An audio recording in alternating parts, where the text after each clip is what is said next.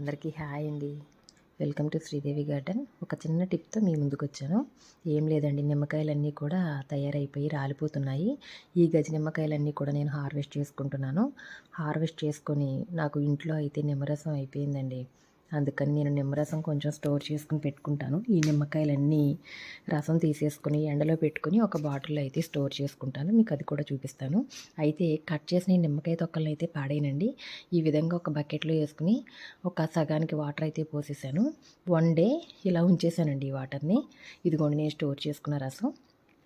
ఇప్పుడు ఈ వాటర్లో నాకు టైం అవుతుందని రాగి ఇత్తడి వస్తువులు తోమడానికి టైం లేక ఇందులో అయితే వేసేసానండి. చూశారు కదా ఇవి ఎలా తెల్లగా అయితే వచ్చేసినాయో, మనం రుద్ది తోమక్కర్లేకుండా. ఇప్పుడు ఈ వాటర్ని కూడా నేను ఏమీ వేస్ట్ చేయనండి. ఈ వాటరు హాఫ్ ఉంది బకెట్లో. దీనికి ఒక 2-3 ఇంతలు మళ్ళీ వాటర్ కలిపి మొక్కలకైతే ఇచ్చేస్తూ ఉంటాను. మనం పైన స్ప్రే చేసుకోవచ్చు, లేదంటే మొక్క మొదలు కూడా పోసుకోవచ్చు. ఇదండి మరి. నెక్స్ట్ వీడియో కోసం చూడండి, లైవ్లో